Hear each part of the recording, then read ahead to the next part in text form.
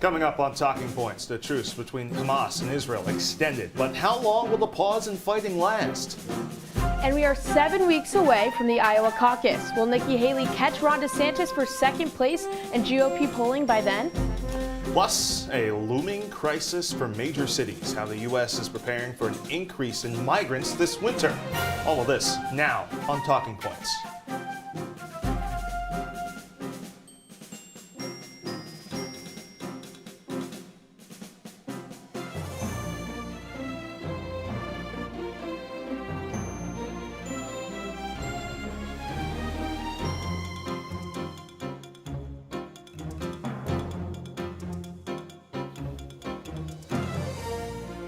Thanks for joining us for Talking Points. I'm Chilekasi, Adele.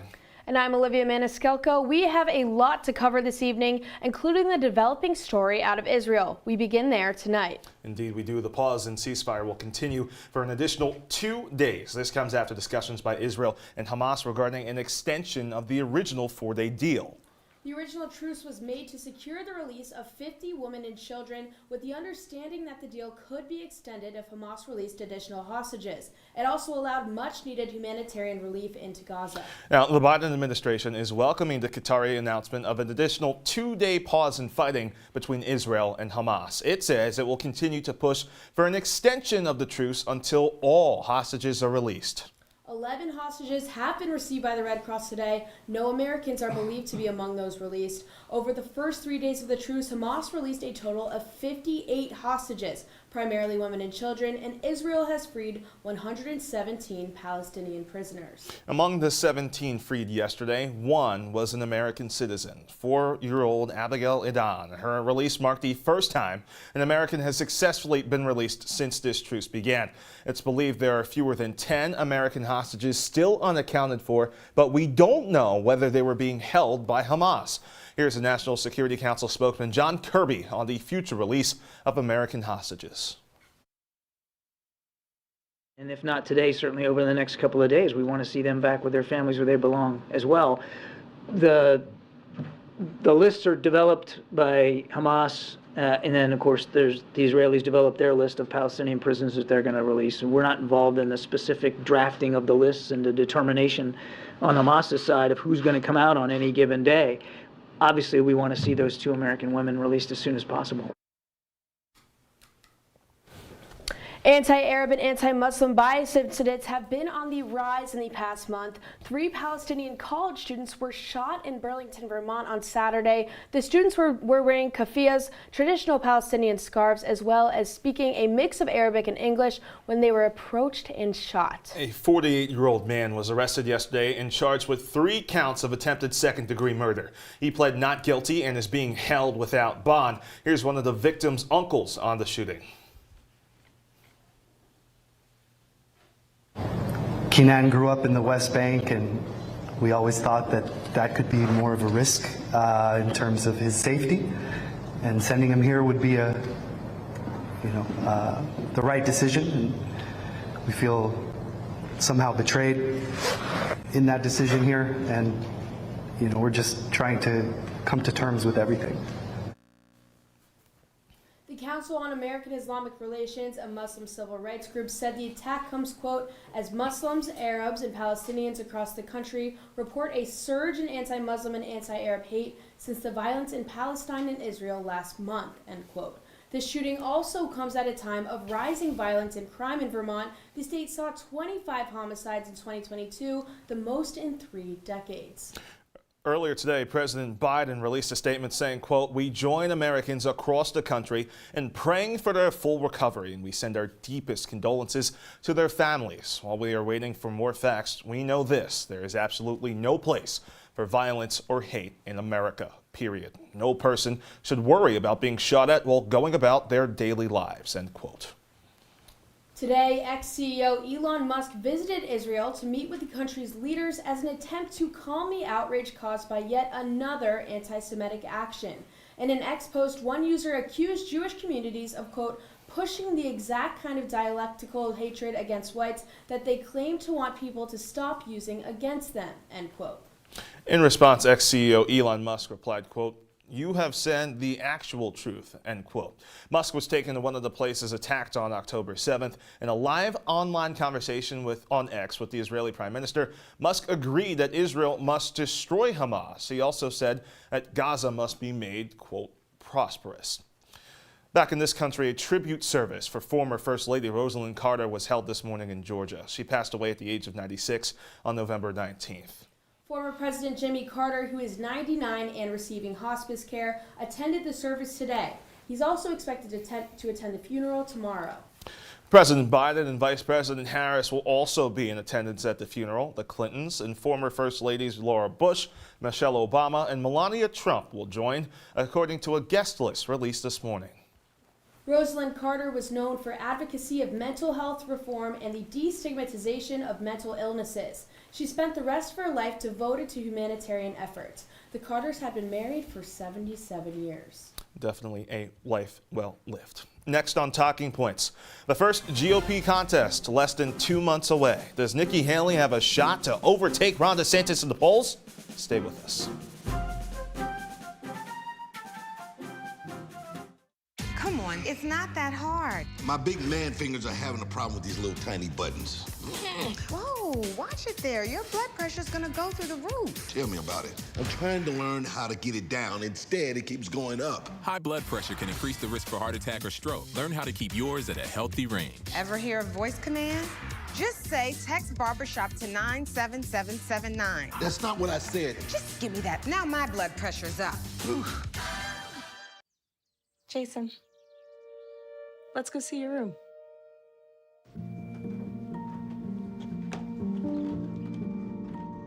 What do you think? We kept it a little spare, so you can decorate it how you like.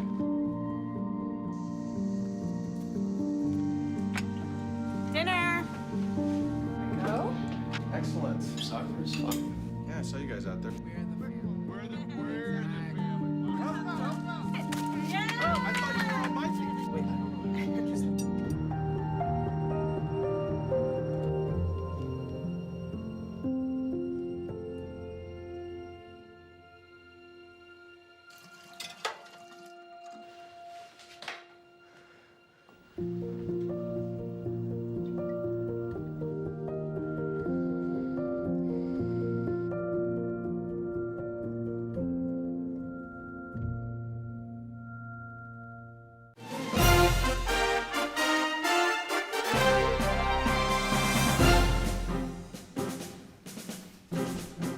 Hey, welcome back to Talking Points. We're now less than a year away from the 2024 presidential election. Polls, they're starting to roll in more frequently, Olivia. Yep, President Biden is looking to recover from low approval ratings, and on the other side, a few GOP candidates are scrambling to defeat former President Trump in the primary. Trump has his plate full of criminal trials beginning in the spring. Talking Points anchor Jake Morrell is here in studio now to break down the latest polling. Jake, good evening. Chile and Olivia, good evening. Great to be back with you guys on a Monday night here on Talking Points. Now let's start our little 2024 update with the most recent New York Times and Siena College poll of swing states with a potential matchup between President Biden and former President Trump in the 2024 election. You could see that red bar just a little bit higher than the blue bar in most of those swing states in Arizona, Georgia, Pennsylvania, and a big gap in Nevada. Now, you may be wondering why a former president is beating a current president. Well, that's because look no further than this approval rating. You can see this most recent NBC News poll. You could see President Biden's approval rating dropping about 6% from where it was in January 2023. You think back to January, you think of Democrats riding the wave through the midterms, and now you look at that approval rating dropping. Now we can look at these horse race polls and the approval rating for President Biden as much as we want a year out from the election, but it isn't going to tell us exactly who is going to be president come January 2025. So let's take a look at what the voters are talking about issue-wise. If you take a look right back at that most recent New York Times and Siena College poll, you see this column right here on the right, societal issues. That means abortion, gun control, democracy, anything like that. all in one basket, not even half of how many voters are saying that the economy is going to be the most important issue rolling right into the 2024 election. About 57% of them saying that the economy is the most important issue. And if we take a step back from the presidential election here and just look at another crosstab from that poll, we could see how those voters think that the economy is doing. You can see 81% of them right here thinking that it's fair or poor, and only a small amount, 19% of them thinking it's excellent/good. Now, again, people's thoughts on the economy aren't going to determine a presidential election an entire year out, but we can take a little page out of the history book to see how it might affect the campaign upcoming. If we take a look at the 4 presidents who have lost re-election since 1950, you see Gerald Ford, Jimmy Carter, George H.W. Bush, and former President Trump. Each of them faced economic hardship during the months that they were campaigning. Gerald Ford faced high inflation after price control policies. Jimmy Carter faced stagflation. George H.W. Bush faced tough economic conditions and ran against a candidate who very famously ran on the phrase, quote, "It's the economy, stupid." And former President Trump, a frequent character on the show, well, he ran during the pandemic economy. And while there may have been several other factors as to why Trump lost in 2020, as well as these 3 former presidents, one thing reigns true, and that's that the economy will continue to be an important issue as we see these candidates hit the campaign trail in 2024. Chile and Olivia? Wow, Jake, way to put that in perspective. Thanks so much. Well, it may be a couple of months before we can actually project Donald Trump to face Joe Biden in the general election, but the Republican primaries, they're just less than 2 months away. The Iowa caucus is actually 7 Mondays from now.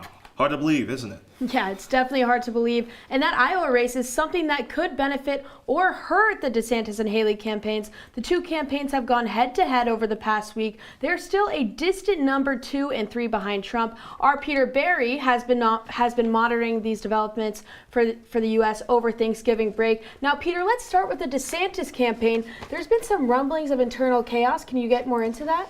So the rumblings happening with the DeSantis campaign are with his super PAC affiliated with his campaign, Never Back Down. There has been a lot of fights of what directions they want to take for this campaign, leading to the CEO, Chris Jankowski of Never Back Down, to actually step down. And Never Back Down has launched many attack ads for Nikki Haley, but it only hurt DeSantis, the ads did. The amount of spending, and it didn't really move the needle within the polls. But DeSantis is no stranger when it comes to new campaign staff, as he fired his campaign manager back in August this summer. And he's going to start a new super PAC called Fight Right Incorporated. And Peter, we've seen the Florida Governor Ron DeSantis begin to roll out attack ads against Nikki Haley. She's someone that's been rising in the polls. How is the DeSantis campaign dealing with the fact that Haley may overtake him in those polls? Well, Ron DeSantis is trying really hard to elevate himself. For instance, this coming Thursday, Ron DeSantis is going to debate California Governor Gavin Newsom live on Fox News. And DeSantis is also fighting for Nikki Haley to actually debate him. But DeSantis is visiting all 99 counties in Iowa. So let's take a look at this poll. Donald Trump is still leading with 45%, and Ron DeSantis, who is very far away second, has 17.5%, and Haley at third, who has been closing the gap at 2%, is at 15%. Now, Peter, we know polls are a big part of this, but, is it actually possible that Nikki Haley is the second place candidate in the GOP primary in South Carolina? So it's definitely possible for Nikki Haley to overtake Ron DeSantis in some of these polls, as she did in New Hampshire and South Carolina. She was really gaining in South Carolina because we just saw 2 weeks ago Tim Scott actually drop out of this race. But DeSantis is going to do everything in his power to actually avoid this situation. But we will see on February 24th, the South Carolina GOP primary. Peter, thank you. Coming up after the break, the migrant crisis in the U.S. continues. But what is being done to solve the issue? Stick with us. Taking care of a family member can lead to plenty of questions. Fortunately, there's a place to get the answers, for them and for you. Find articles, tips, and tools from experts and others who have been in your place. The Caregiving Resource Center at aarp.org/caregiving.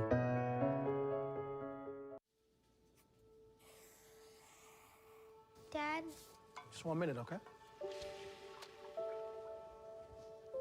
Hey, Bobo, do trees tell each other stories?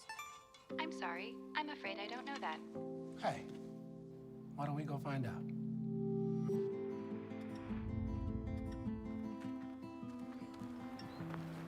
Listen. Do clouds take naps? I couldn't tell you.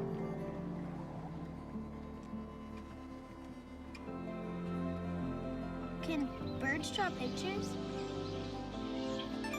I don't have an answer for that.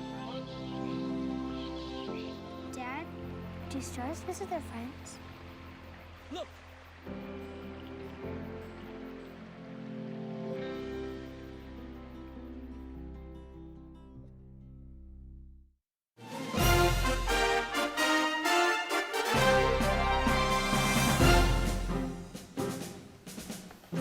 Hey, welcome back to Talking Points. Well, one Latin election is becoming very popular in global politics, even drawing attention from a former president. Over our break, Argentina elected populist right-winger Javier Milei as its next president. Take a listen to what Milei said when he won the election.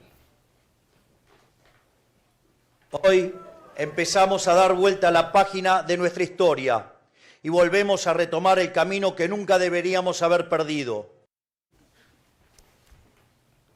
We're joined now by our Luke Welsh. He has the details on how Milei will look to reform Argentina's economy and which U.S. president he's being compared to. Luke, good evening. Chile, Olivia, now we heard from him there, but let's talk about who exactly Javier Milei is. Well, he is a proclaimed right-wing libertarian economist turned political pundit who currently serves as a member of the National Deputy to the province of Buenos Aires, which is the Argentine equivalent of the American House of Representatives. His campaign that won him the top job was run on a message to economically unite the country, stating that his #1 goal is to end the corruption within the National Congress that is run by deceitful politicians and their donors.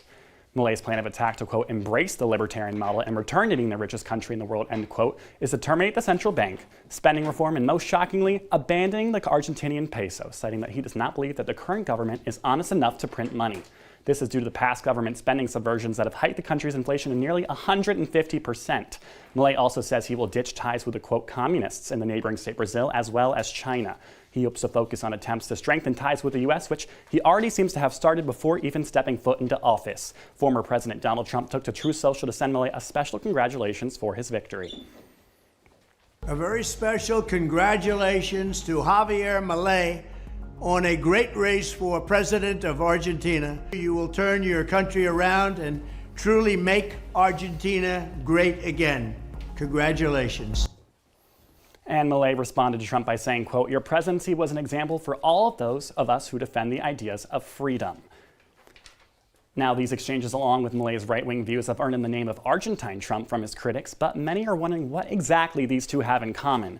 Milei's policies plans actually seem to align more with a different former U.S. president in Ronald Reagan. The United States is the largest foreign investor into Argentina, with over 300 corporations and over 150,000 workers employed by said companies. Other economic relations between the states and Argentina, focus on female economic empowerment as well as investment towards renewable energy resources. Milei's extreme anti-state rights views and devotion to the United States could mean a stronger trade partner in natural resources, as Milei does not believe in the necessity of climate restrictions. However, his defiance of the country's historical focus on clean energy could draw his leadership into question regarding social policies about the future of global health. Now let's take a look back to the United States relations. Trump announced on Thursday that he will visit Buenos Aires with the president-elect, but has not provided a specific date yet. Milei, on the other hand, is heading to the U.S. on Sunday with scheduled meetings with the leaders of the Treasury Department and respective diplomats. The inauguration is set for December 10th, and we will have updates from these scheduled meetings as well as the ceremony. But for now, Olivia, I'll send it back to you. Luke, I'll take it. Thank you. Across the Northeast, back in our neck of the woods, cities have been overwhelmed by a surge in migrants to the point that they've run out of places to house them. This has created a potentially life-threatening situation with the colder weather approaching, as we've seen here in Syracuse. And Chile, this crisis is not helping ease political tensions as Democratic mayors and governors are pleading with the Biden administration for more assistance. We bring in our Harrison Calder to discuss what this means. Hey, Harrison, this crisis, it's been going on for the last few months. What has been done to this point? Chile, Olivia, thank you guys. So this has been going on for the last few months, and we've seen it even start for about a year and a half ago, April of 2022, when we look at New York City, 142,000 migrants, and over half of them are still under the control of the current government. So there's a lot with that, and this has been going on all over the U.S., New York City, Chicago, Denver, parts of Massachusetts, Washington, D.C., and all of these people are being put into makeshift shelters, not great places to live and not great areas to be in for long periods of time. They've been put in churches, parks, schools, and so many other places. There's just been a lot and not a great place to be for long periods of time. Yeah, and Harrison, what are these large city mayors asking the Biden administration for? Has the administration been much help with the crisis?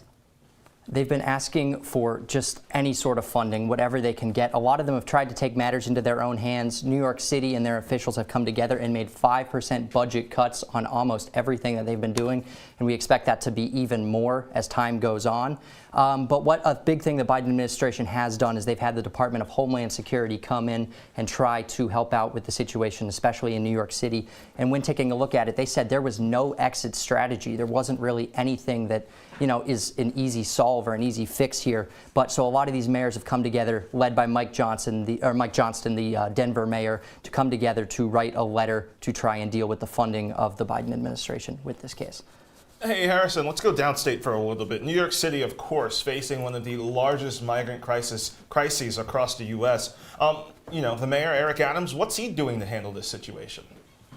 So he's been doing a lot of what these mayors have also been doing. I mean, just trying to help with funding and trying to plead. And like you mentioned earlier, the weather, the winter being so cold, so frigid, these people are not in good situations and they will have bad health if they're not able to be in spots where, they're safe, they're protected late at night in December, in January. And this is something that's been going on for so long. And of course, with Eric Adams, there's so much going on right now. So it's going to be a lot for his team and himself to work through these problems and to get through all this. So, Olivia, I'll take it back to you. Harrison, thank you. Yes, it definitely is going to take a lot. Staying in New York City, though, the mayor has dealt with his own crises the past few weeks. Yeah, we just mentioned him, right? From a corruption allegation to a sexual assault lawsuit, and now a potential primary challenge. Eric Adams trying to save his job. Let's bring in our panel, Ben Bassick and Ethan Kraut. Hey, Ben, I'll go to you first. These allegations, there's a lot of them. I was reading the newspapers on Thanksgiving while there's football on. But you got that, and you've got some potential scandals as well. Yeah, so right now there's been no indictments, arrest, or charges of Adams or anyone else within his inner circle. But the FBI and the Manhattan Prosecutor's Office are probing the mayor's relations to the country of Turkey. In a suspected quid pro quo dating back to 2021 in his time of president of the Brooklyn Bureau approaching a critical city hall election.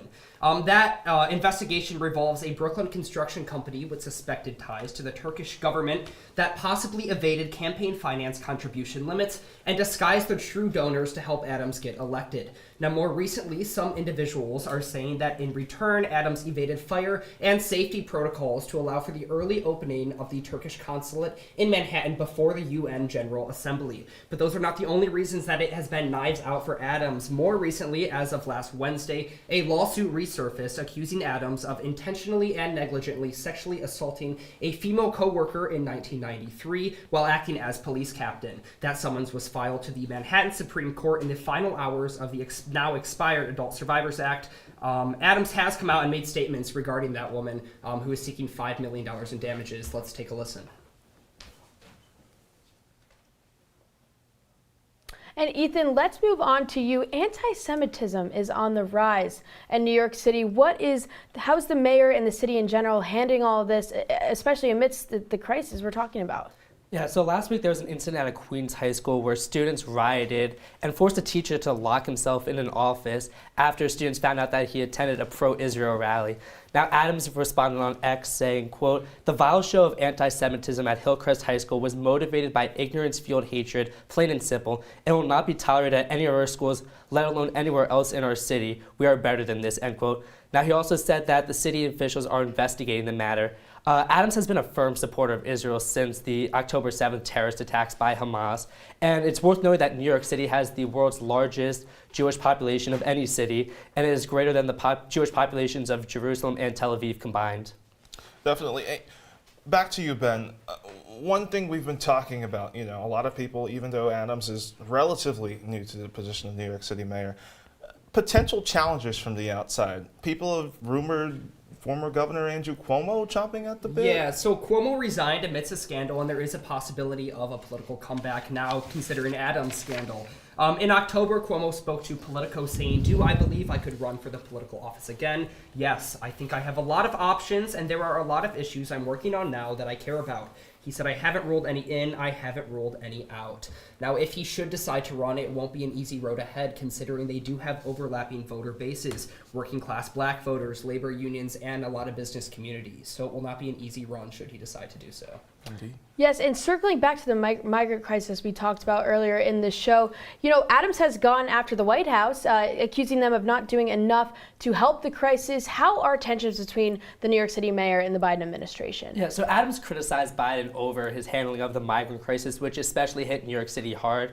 Adams and Biden have not spoken in almost a year. Adams said in a Brooklyn town hall saying, quote, "DC has abandoned us, and they need to be paying their cost of this national problem." He added, "Don't yell at me, yell at DC." Now, Biden advisors are glad that there is separation between the two amidst the scandals, and they do not want Biden to be tied to someone with so many scandals, especially heading into what is expected to be such a competitive 2022 election campaign. Ethan and Ben, thank you. When Talking Points returns, Congressman George Santos may face an expulsion vote after the damning House ethics report. Details on a vote and the report next.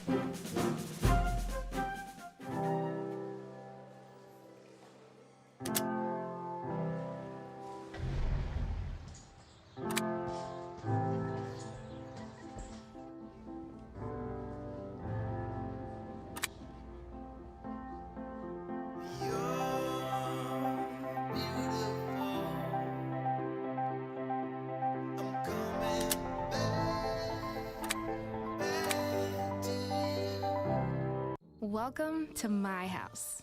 Lately, not my happy place. Everybody's pretty tired of each other. The parents were not themselves. My little brothers were morphing into small creatures. The walls were closing in. Clearly, a case of too much family, too close, 24/7. And there's a lot of that going around right now. If this sounds like your house, try going someplace new. YourLifeYourVoice.org. You'll find lots of ideas to help you handle the family stresses of being confined to close quarters. YourLifeYourVoice.org. It might not get you out of the house, but it could help you find a little more breathing room.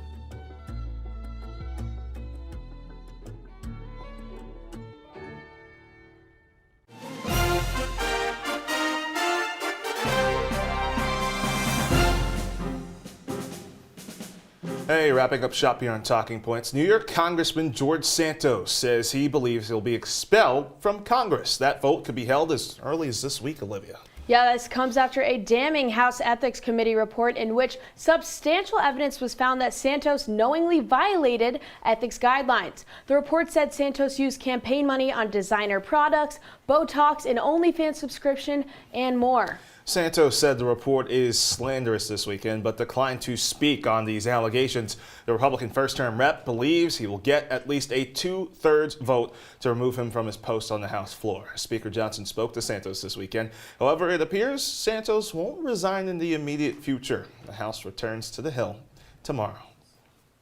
While the timing of the vote is uncertain, expulsions from Congress is a very rare concept. I mean, take a look at your screen. Only 5 House members have been expelled in American history. The last time someone was expelled from Congress was back in 2002. Yeah, Jim Trafficking from Ohio. We were, quite young during that time, barely alive. Coming back here, let's bring it back here to the set. Will Santos become the next one? What do you think? I mean, it is pretty likely. If you remember earlier this month, Congress, New York Republicans tried to expel him from Congress. It did not work. But this time, more people are turning and more people are likely going to vote to expel him. I've been saying this. I think for a lot of Republicans, it's not as much of a political liability as it may have been previously. I think a lot of the stuff that's come out against Santos, a lot of these investigations that have come out, it's probably not going to help him going on this week, but we shall see. Well, that is our show for this snowy Syracuse night. Be sure to follow us on X and Instagram at CitrusTV News. I'm Chilekasi, Adele. And I'm Olivia Maniscalco. As always, have a great night, Syracuse.